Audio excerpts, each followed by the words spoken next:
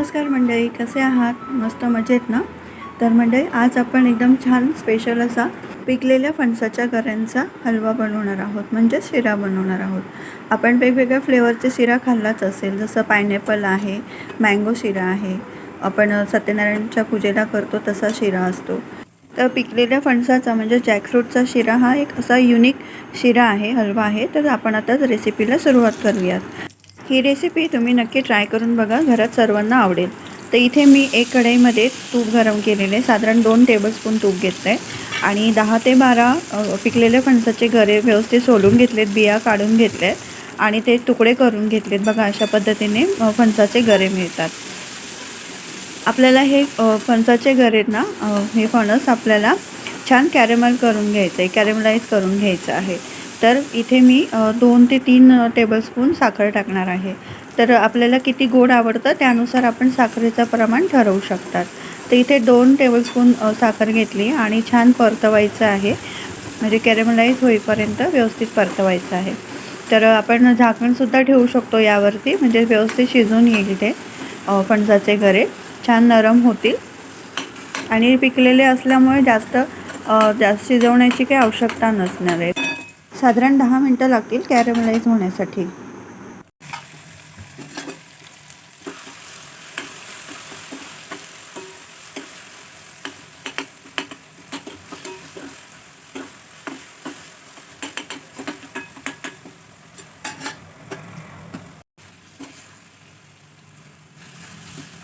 अशा पद्धतीने फणसाचा कलरही आता चेंज झालेला आहे आणि छान कॅरेमलाइजही झालेलं आहे आणि तूपही सुटलेलं आहे, म्हणजेच आपलं कॅरेमलाइज फणस तयार आहे. आता आपण हे एका डिशमध्ये काढून घेऊयात आणि तीच कढईमध्ये आपण शिरा बनवणार आहोत. तर आपल्याकडे काही असे फॅन्सी भांडे नाही आहेत, म्हणून मी ती सेम कढई वापरलेली आहे.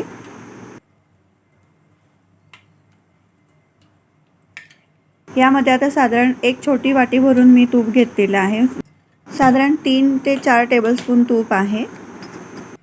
एकच वाटीचं प्रमाण मी ठरवलेलं आहे, तर त्याच सेम वाटीने मी 1/4 वाटी रवा घेतलेला आहे. हा जाडसर रवा आहे, तुम्ही बारीक रवाही वापरू शकतात. फक्त दुधाचं किंवा पाण्याचं प्रमाण त्यानुसार थोडं कमी होऊ शकतं. आता इथे जाड रवा घेतला आहे. कढई ऑलरेडी तापलेलीच होती. गॅस बंद केलेला आहे, गॅसची फ्लेम मंद आहे. आता रवा छान आपण रेग्युलर ज्या पद्धतीने शिऱ्यासाठी भाजून घेतो रवा, त्या पद्धतीने खरपूस असा खमंग भाजायचा आहे, लालसर किंवा तांबूस असा. तर छान परतवून घ्यायचा आहे रवा, असा त्याचा दाणा दाणा छान फुलला गेला पाहिजे. सतत ढवळत राहायचं आहे, रवा सारखा परतवत राहायचा आहे, नाही तर एका ठिकाणी जास्त तांबूस होईल आणि काही ठिकाणी शेकला जाणार नाही व्यवस्थित.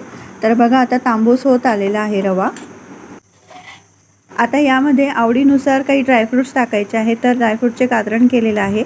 मनुके, काजू आणि बदाम घेतलेला आहे. मनुका अख्खे ठेवलेले आहेत आणि काजू बदामचे कातरण केलेलं आहे. तुम्ही पिस्ता वगैरे इतर ड्रायफ्रूटही टाकू शकतात यामध्ये.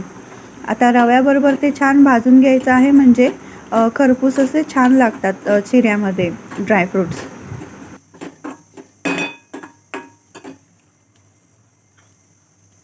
आवडीनुसार, इच्छेनुसार मी केशर दूध वापरते आहे. तर एक 6-7 केशरच्या काड्या गरम दुधात भिजवल्या होत्या, त्या मी आता यामध्ये शिऱ्यामध्ये ॲड करते, म्हणजे रव्यामध्ये ॲड करते.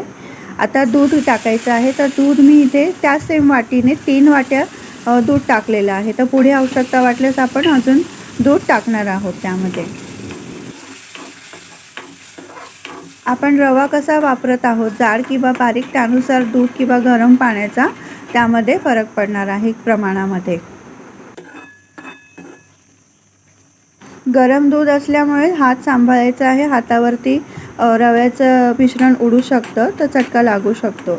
तर मी आता परत अर्धी वाटी दूध टाकलेलं आहे, म्हणजे पहिले 3 वाटी आणि मग परत अर्धा वाटी टाकलेलं आहे आणि छान परतवून घ्यायचं आहे, मिक्स करून घ्यायचं आहे दुधासोबत आणि 5 मिनटं झाकण लावून वाफ घ्यायची आहे. आता साधारण 5 मिनिटांनी आपण हे सर्व मिश्रण परत एकदा कालवून घेऊयात. बघा, सर्व दूध आता आटलं गेलं आहे आणि रवासुद्धा छान मोकळा झालेला आहे. तर परत मी एक मिनिटभर वाफ भरू देणार आहे. 1 ते 2 मिनिटानंतर पुन्हा एकदा मिश्रण कालवून घ्यायचं आहे. बघा, आता छान मोकळा झालेला आहे रवा. आता यामध्ये आपण जे कॅरेमलाइज केलेलं फणस होतं ते आपण आता यामध्ये मिक्स करणार आहे। तर आता याच्यामध्ये साखर टाकलेली आहे आणि फणसाचं तुम्हाला टेक्स्चर माहितीच आहे, तर थोडंसं तार सुटल्यासारखं दिसतं ते, तर त्याचे काही टेन्शन घ्यायचं नाही, चवीमध्ये त्याचा काही फरक पडणार नाही।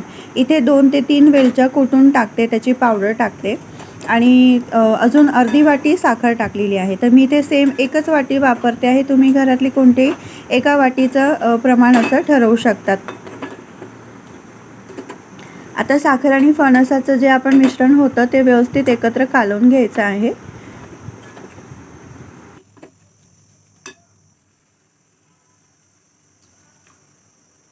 आपल्याला आता हा शिऱ्यात अजून थोडा वाफवायचा आहे, तर मी अजून अर्धी वाटी यामध्ये दूध टाकलेले आहे, म्हणजेच आपण जे वाटीचं प्रमाण घेतलेलं होतं त्याच वाटीने मी 4 वाट्या दूध वापरलेलं आहे। इथे पाणी वापरलेलं नाही आहे, मी पूर्णतः दूध वापरलेलं आहे। तर तुम्हाला पाणी वापरायचं असेल तर तुम्ही 3 वाट्या दूध आणि 1 वाटी पाणी असं वापरू शकता जाड रव्यासाठी। बारीक रवा असेल तर साधारण 3-3.5 वाट्या पुरेशा आहेत। परत एकदा झाकण लावायचं आहे आणि छान दणकून वाफ काढायची आहे। तर बघा, वाफ काढल्यानंतर असं छान बाजूने त्याला तूप सुटलेलं आहे, म्हणजेच आपला जो शिरा आहे तो तयार आहे। पुन्हा एकदा कालवून घ्यायचं छान।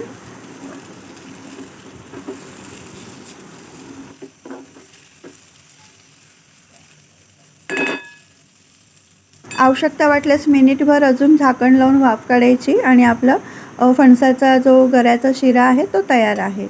तर रेसिपी कशी वाटली याबद्दल नक्की कमेंट करा, शेअर करा, लाईक करा आणि चॅनलवरती नवीन असणार तर सबस्क्राईब करायला विसरू नका। तर व्हिडिओ पाहिल्याबद्दल खूप खूप धन्यवाद। थँक्यू।